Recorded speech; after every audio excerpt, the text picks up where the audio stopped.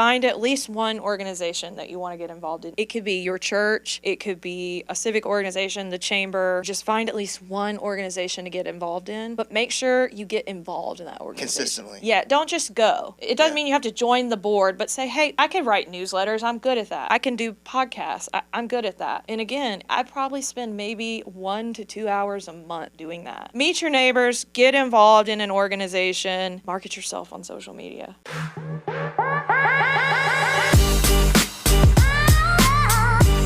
You're trying to make thousands of dollars a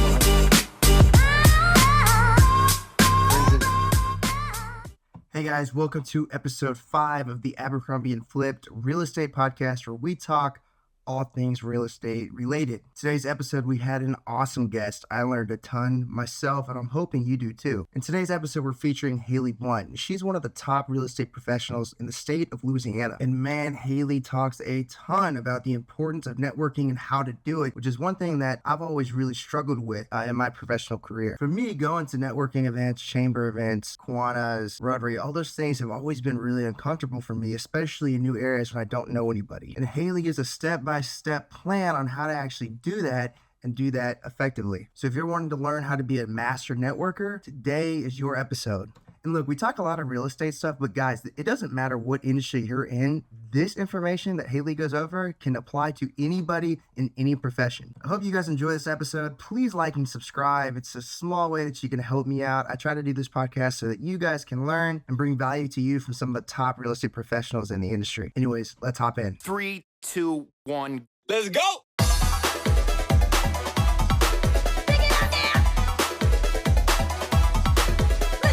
How did you get into real estate originally? So it's kind of a long story, but I'll try to shorten it a little bit. When I was working in athletics, which is how you and I came to know each other, we started an organization in Natchitoches, Louisiana called the Natchitoches Young Professionals. Yep. And it really just started as like a monthly networking, social. We would do forced icebreakers, things of that nature. And that's when I met my broker, who I work for now, Rod.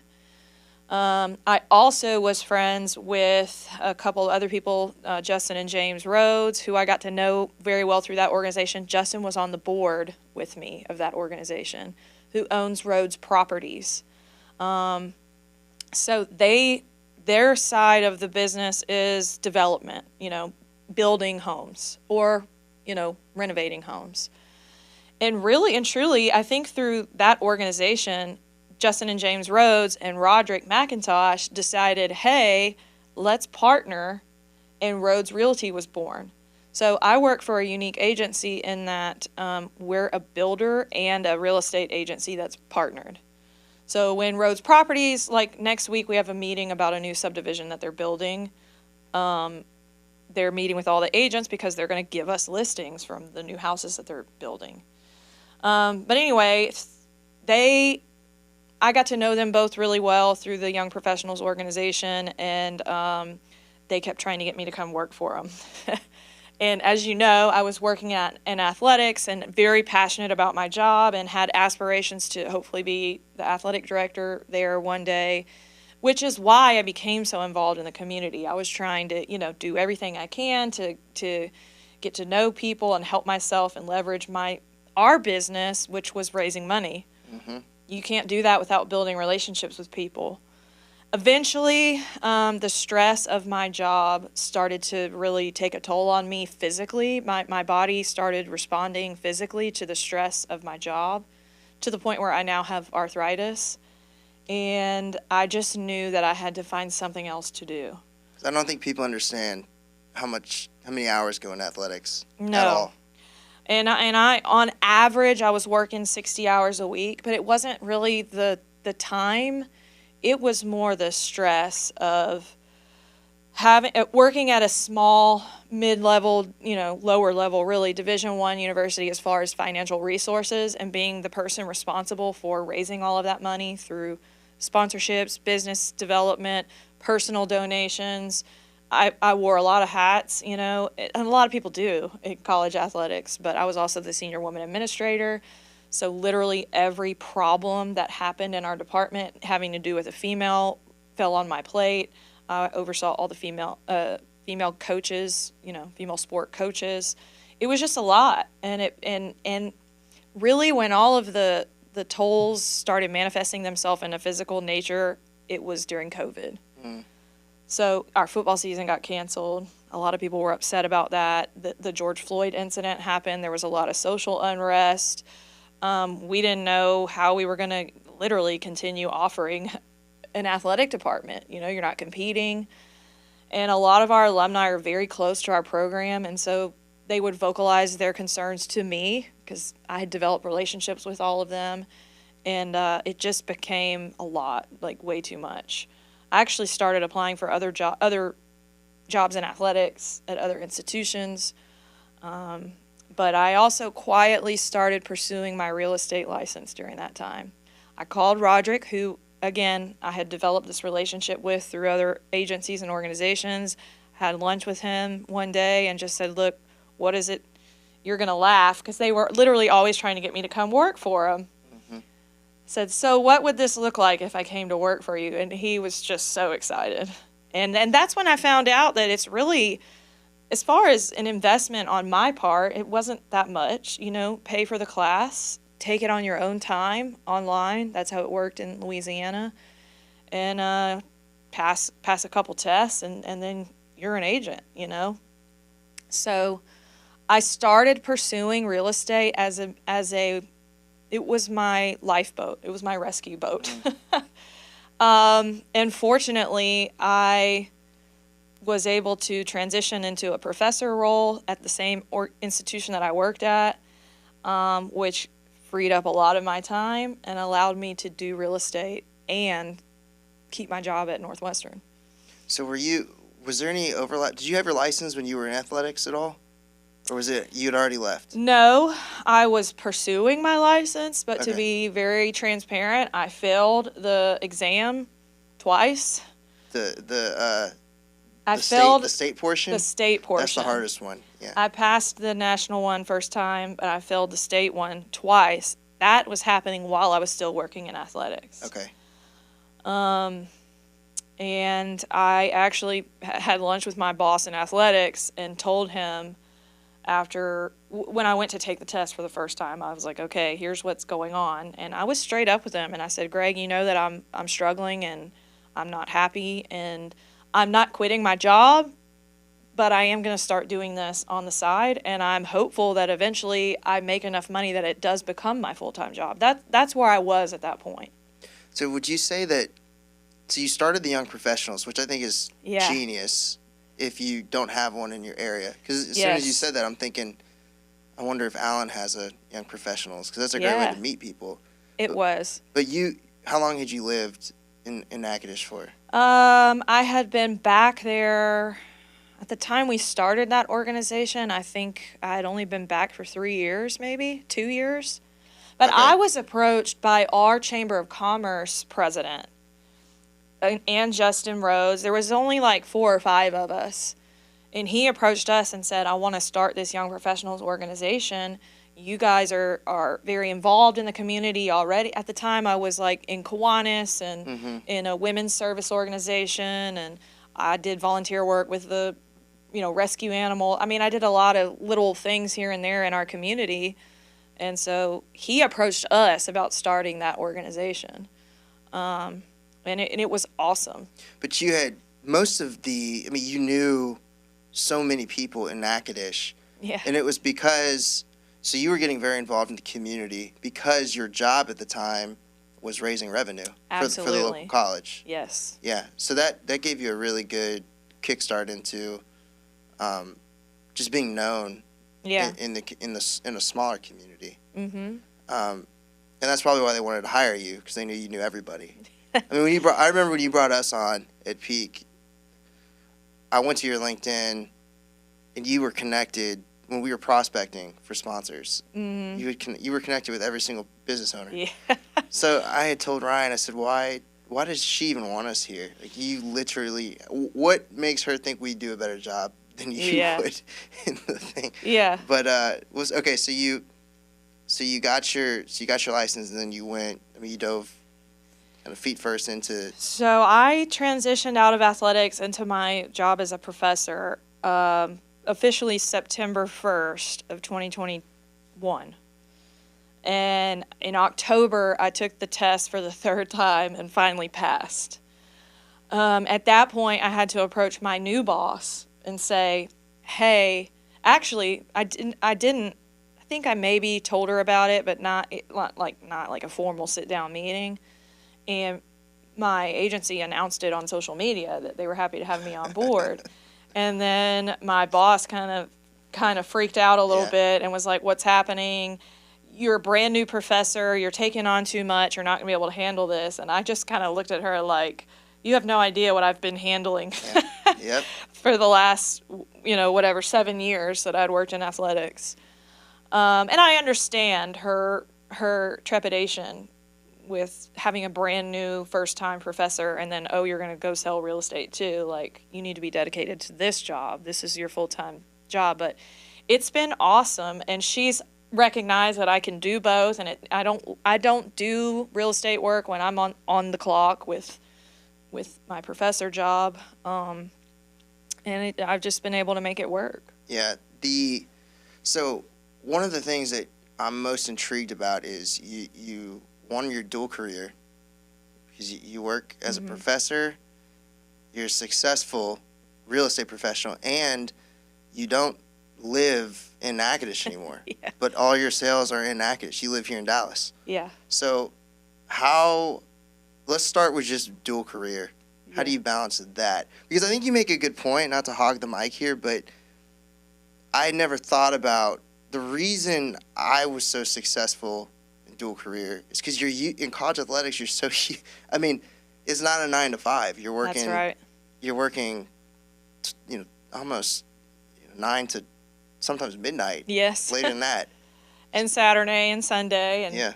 And sometimes your work is simply being at an athletic event, Right.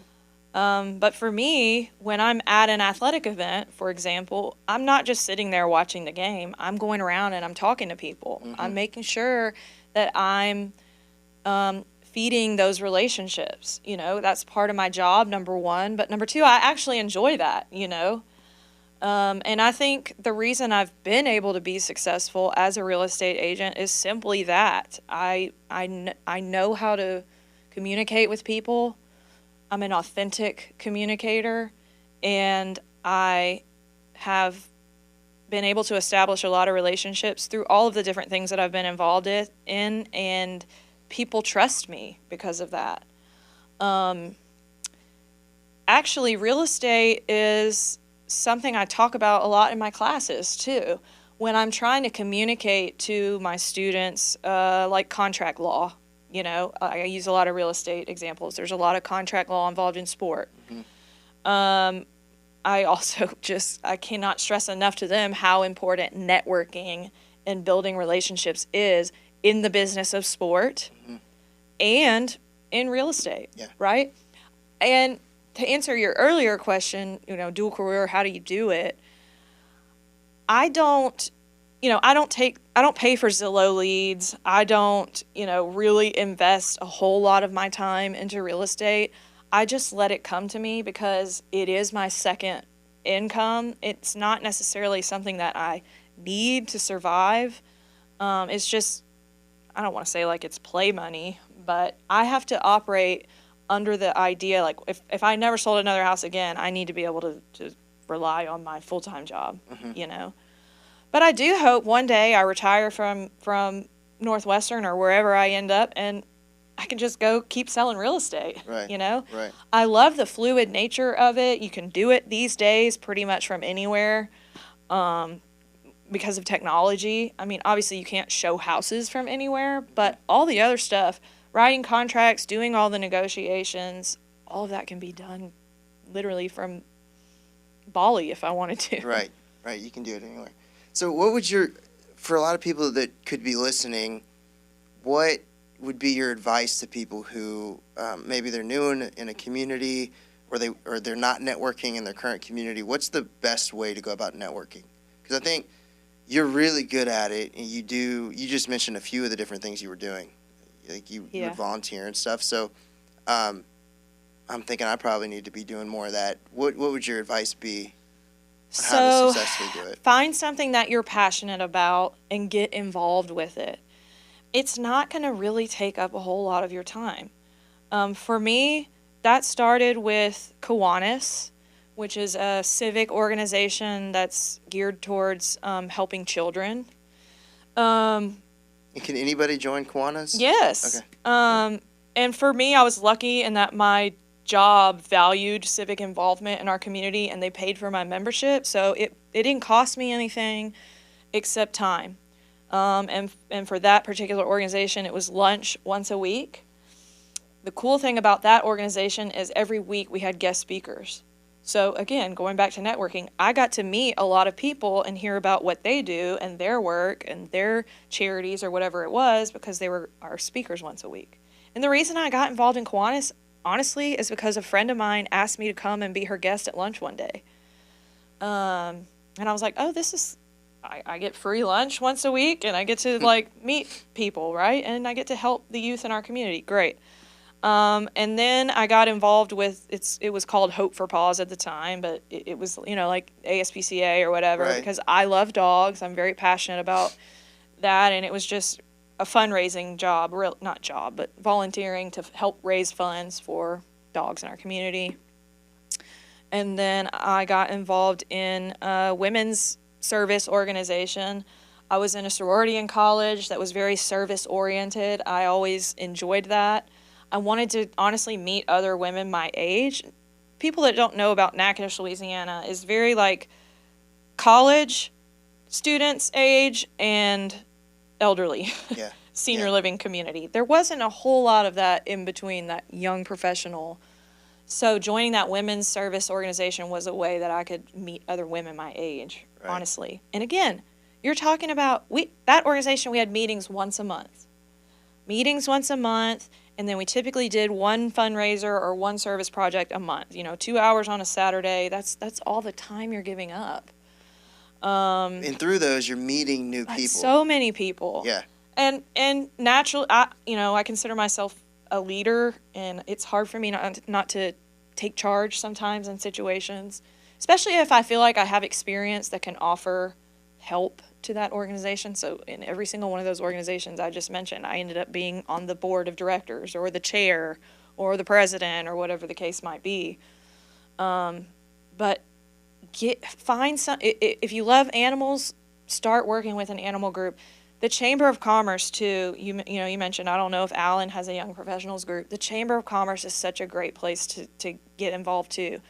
Typically, you're talking about maybe a monthly meeting that you attend. But the key is, when you go to these meetings or get involved in these organizations, you have to force yourself to interact with other people. You can't just go like sitting in the back pew at church. By the way, church is another great place to meet people. You have to, and that's why Young Professionals was such a great organization, because we always did the forced icebreakers. We tried to come up with creative ways to force people to shake hands with people they wouldn't normally, instead of just walking into a social event and going to your clique. Mm-hmm. No, you got to go meet other people. And that's it. I mean, just find something that you like to do. If it's sports, whatever it is, maybe it's playing cards, Right.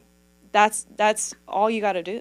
So when you go to let's dive into that. So you go to a Chamber of Commerce meeting. So think, whether you're in real estate sales, heating and air, inspections, anything that touches real estate, it's all sales. So Chamber of Commerce meetings and networking can be, you need to be a part of those things. You can't sit at home and expect your brand to be built. Yep. So what is the strategy? So you go in, because I've been to some of these chamber meetings, and they can be intimidating for people that don't know how to network or don't know anybody. If I went to the Allen Chamber of Commerce, I wouldn't know a single person. So what would your advice be? What do you do? You just go in and just introduce yourself to people? Like, how do you professionally network when... Yeah, so it depends on how, the chamber is setting up the event and what type of an event it is. So I've been to several chamber events where they're more of a grander scale, and it's a formal, annual award ceremony or something like that. There's not really a lot of chances to interact. I've also been to the monthly business meeting where there's only 15 people sitting around a round table, and that's when you really get to, actually talk to other people. I always, if I sit down, let's say it's a round table of 8 people, I will purposely go to a table where I don't know people, walk right up to them, shake their hand, tell them who I am, ask who they are, remember who they are, which is key. Sometimes, you might have name tags. Again, different organizations do it differently, but it's as simple as shaking somebody's hand, having a conversation with them, and giving them a business card when you're done. Or, like me, I have a digital business card on my phone that's like a QR code. So they take a picture of it, scan it, and it automatically uploads my contact into their phone. Then what do you do for follow-up? So because I can't stress enough how good at this you were and are, because you literally everybody knows you. Yeah. And so I'm just trying to learn from you on these techniques. So connect with them on social media if you're willing to do that. Some people are more private, some aren't. I think for us in the business of real estate, you kind of have to be out there and be willing to share your story publicly. So connect with them. Okay, I just met you, or connect with them on LinkedIn, whatever. Connect with them on social media if you can. Shoot them an email or a text, depending on how much you chat and how comfortable you got. Hey, it was nice to meet you. Let's stay connected. Truthfully, I learned a lot of those skills. I call them relationship building skills from my old boss, Greg Burt. Yeah. He was so good at that and very thoughtful. If he had coffee with someone, he'd write him a thank you note and send it in the mail. It just makes you feel special if someone did that with you, right? Right. Wow, I just met this person at a conference. I was just at a conference in January in Puerto Rico. I spoke at the conference, and somebody stopped me after my presentation, telling me how great it was, said they wanted to connect. We exchanged business cards. I ended up connecting with her later during the conference, honestly, just sitting at the bar, having a glass of wine. We had a great conversation. We realized we had a lot in common as far as our work. She emailed me when she got back to Florida and said, hey, I was thinking about your research. I want to connect you to this other professor in Colorado. I think they could help you. By the way, we're hosting a conference in May. I'd love for you to come. So it's a lot of it's organic. It's just that simple, though. Yeah. And people don't take the time to do it. It's just like anything else. You have to practice. It takes effort. You have to train your brain to remember to do those things. But once you do it, it does become organic. It's like you just know that this is what you're supposed to do. So if I said, okay, how do you get integrated in a community in 90 days? What would be your thoughts on that? So get to know your neighbors. Okay. Number one. Okay. And the simplest way I've found to do that is bring them food. Okay. When we moved here, actually, our next door neighbor and our across the street neighbor, they didn't bring us food, but they just knocked on the door and said, we saw the U-Haul in the driveway, just wanted to introduce ourselves. The neighbor across the street is an elderly woman and asked us to please leave our lights on at night, But as simple as that. Our next door neighbors, they help us out with our dogs sometimes, and we've helped them out, vice versa, whatever. So get to know your neighbors, number one. Number two, like I said before, find at least one organization that you want to get involved in. It could be your church. It could be a civic organization, the chamber, whatever. Just find at least one organization to get involved in. But make sure you get involved in that organization. Consistently. Yeah, don't just go. It doesn't mean you have to join the board, but say, hey, I can write newsletters. I'm good at that. I can do podcasts. I'm good at that. Whatever it is. Another example, our National Kinesiology Organization.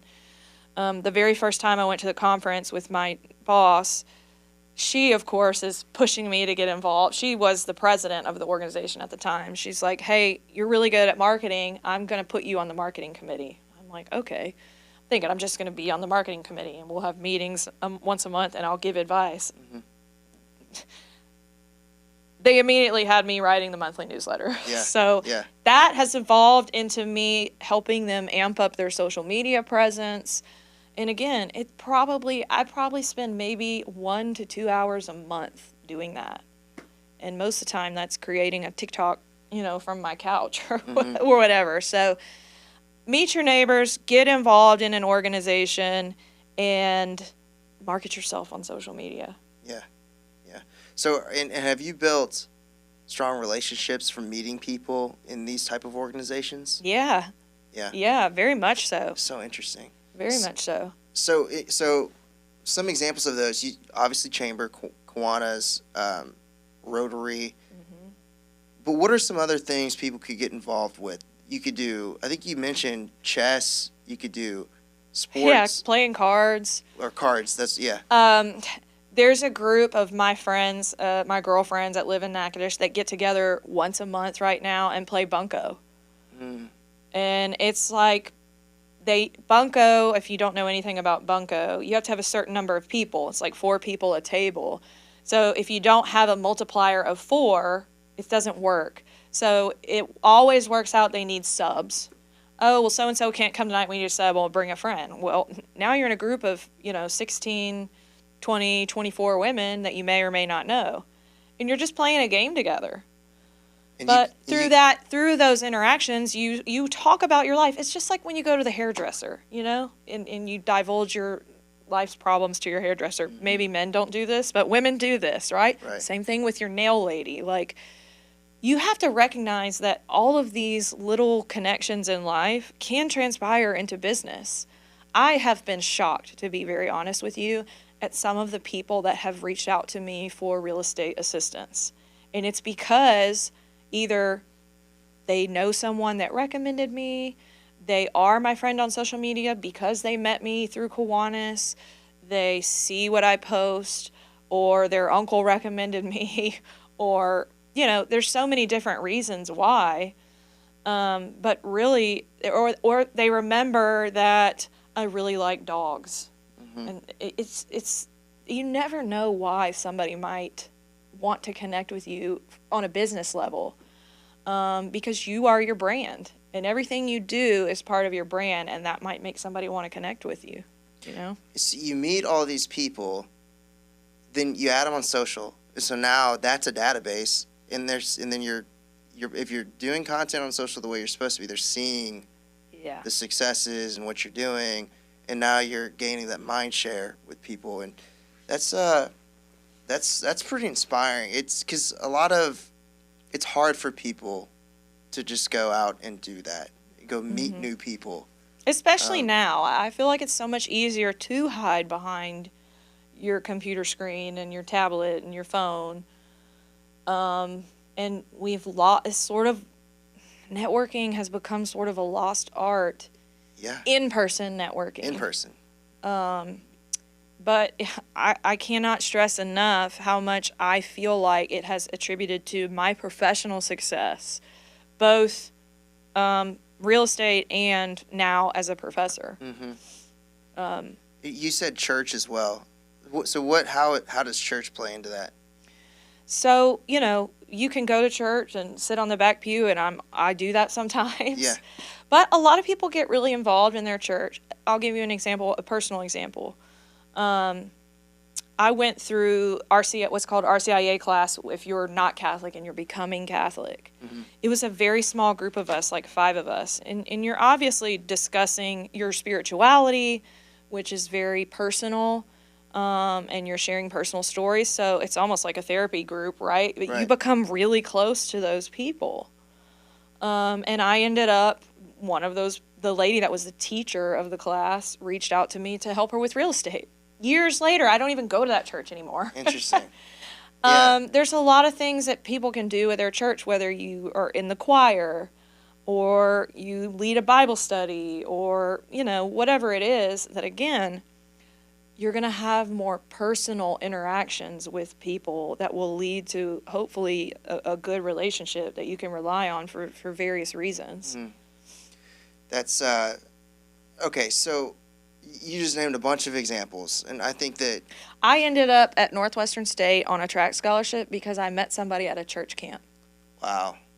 Because when you go to church, they offer you, there's so many extracurricular activities that you can do. I mean, they volunteer. There's the group you mentioned. Me and my wife did premarital through our church, where some of our closest friends we met from premarital. Because I mean, you're meeting with these people for 6 weeks in a row before you. So, and that's just one spot. The chamber has a bunch of events. If you like ultimate frisbee, or if you like basketball, you can find, and all these you can find on Facebook now. Yep. Facebook groups. Yeah. So there's really no excuse not to get engaged in a community. There's sports, you just mentioned, that's a whole nother thing, you know. My better half met somebody that he was doing a real estate deal with as their lender, and through conversation he was like, man, do you play softball? He was like, yeah, I used to play all the time. And he goes, well, sometimes we need subs. Would you want to sub in our adult men's softball league? He's like, sure. A few weeks later, he gets a call, hey man, can you sub tonight? Josh is like, yeah. Played with them a couple times, and then he met somebody through that softball league that ended up reaching out to him, wanting him to be his lender because he was buying some property. Just from playing softball.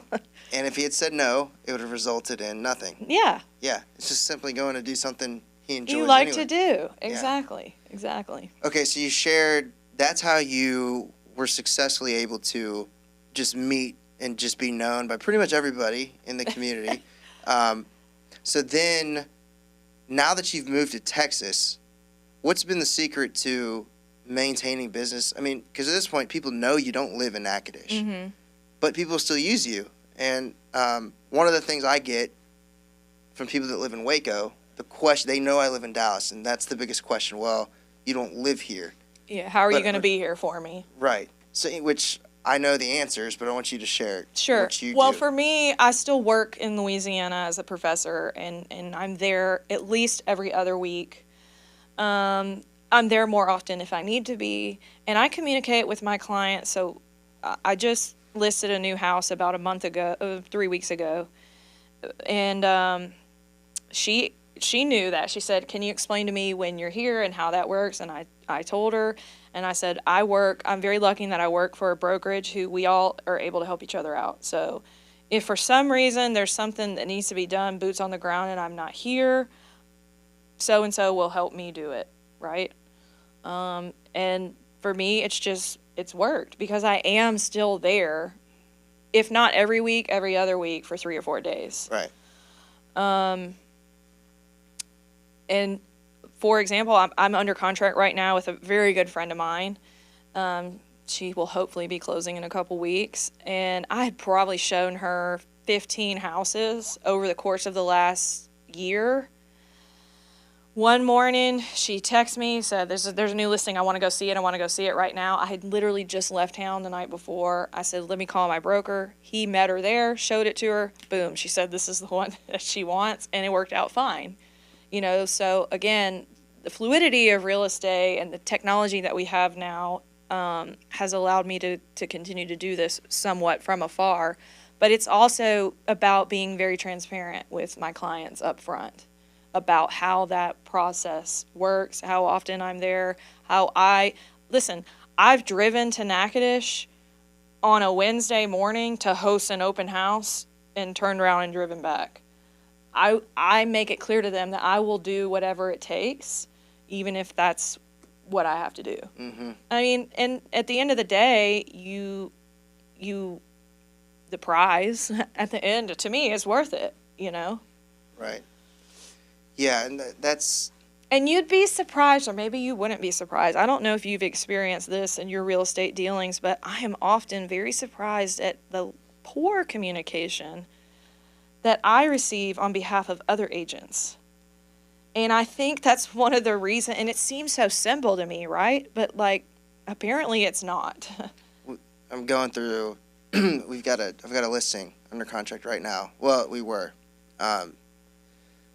The communication from the agent has been non-existent. Yeah. I mean, it's crazy. It's unbelievable. Crazy, and I think, you know, they say, the stats say, it was 50% of real estate professionals didn't make a single deal last year in 2023.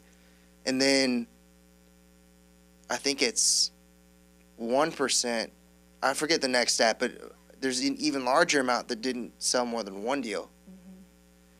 And I just I don't get it. I don't. But- What are you in this for if you're not going to communicate with people?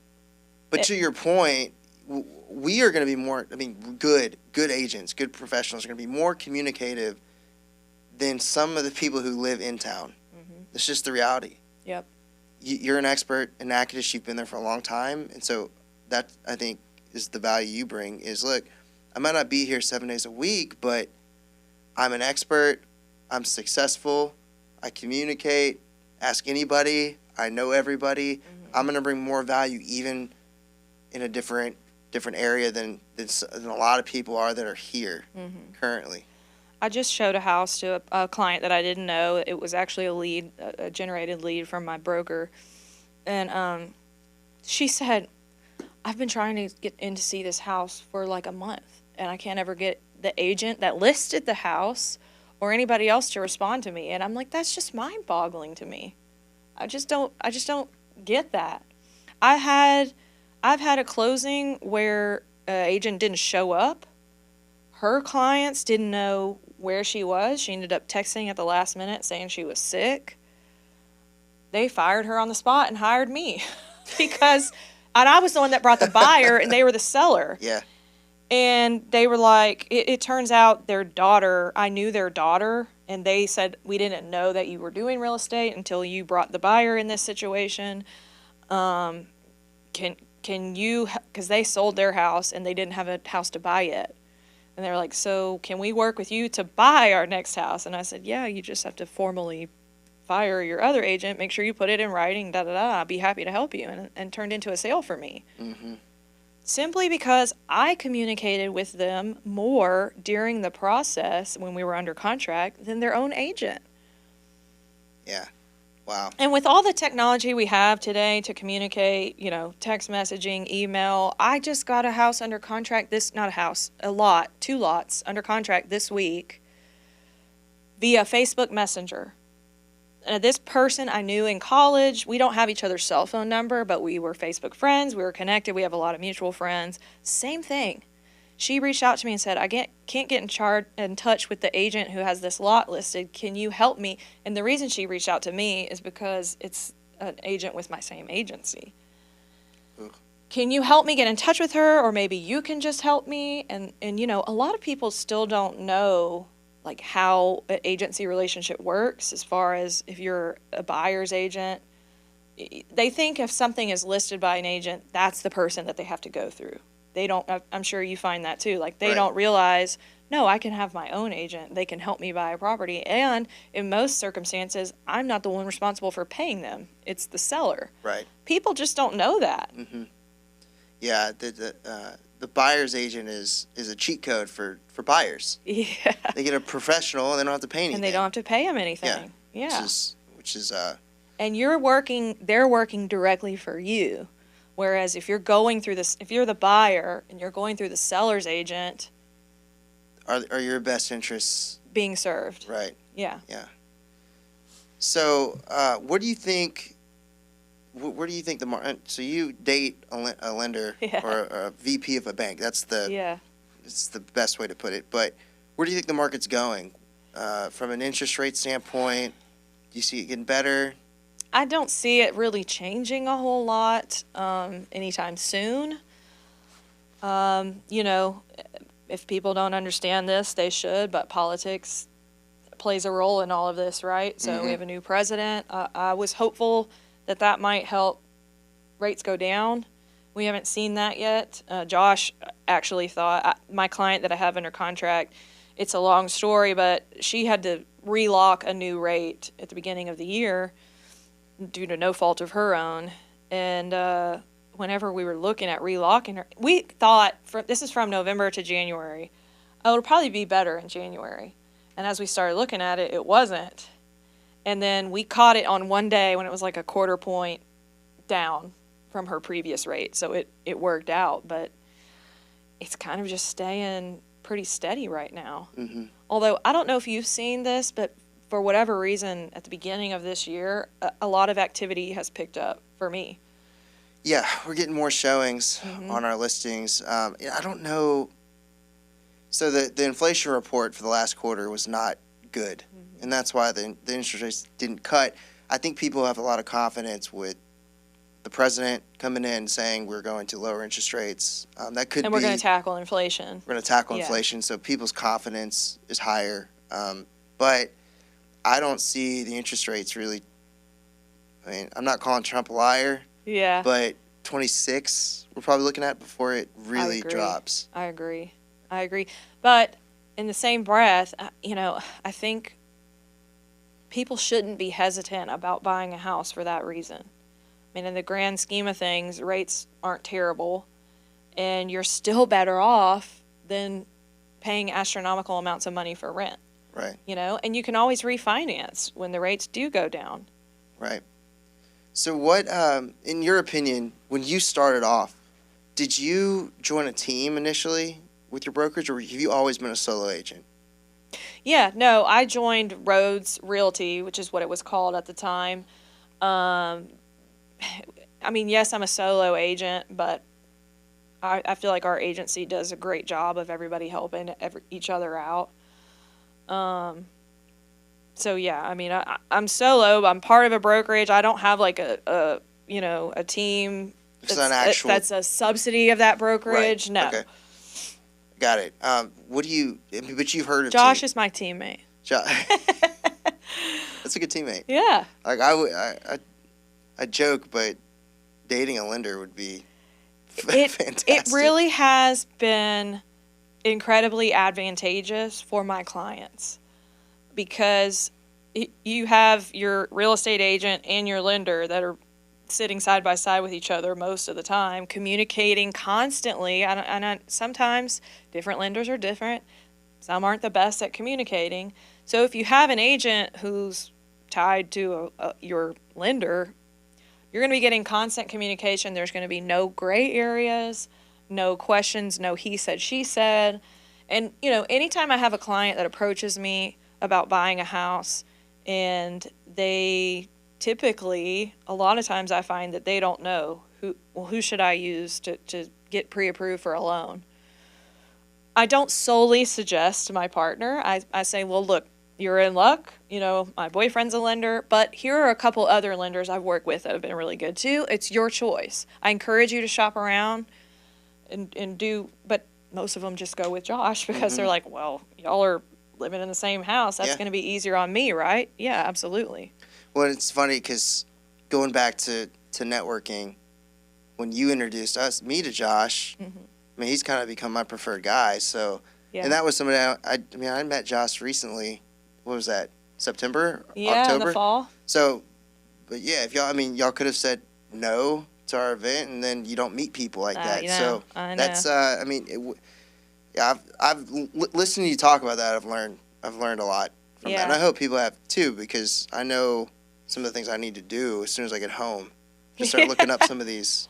Well, you know what? When Josh and I moved here, his office is in downtown McKinney. Right. He was very strategic about going by all the real estate offices down there and dropping by his business card. There's one right by our house, close to a restaurant we like to go eat at. He walked in there. I mean, just cold walked in there one day. I just moved here. Here's my card, and was very strategic about that. He also joined the chamber immediately when he moved here. That's how he met Travis. At a chamber meeting. Yeah. So, sometimes it's just as simple as walking into places and laying your business cards down. It may or may not turn into anything, but it doesn't cost you a whole lot. Doesn't cost you a lot. This has been insightful. I'm glad we got to get Josh. We need to do a dual episode. We do. Both of y'all on it. We do. That'd be fun. We do. Content. But yeah, I got to get Josh on for sure. How can people find you? I am on LinkedIn, Haley Blount, HALEYBLOUNT. I'm on Facebook, and I'm on Instagram at HaleyBell1. Haley Blount. The number 1. Cool. Well, I appreciate you coming on. It's been good. Yep. Good chatting. Yeah, thanks for having me. Yeah, absolutely.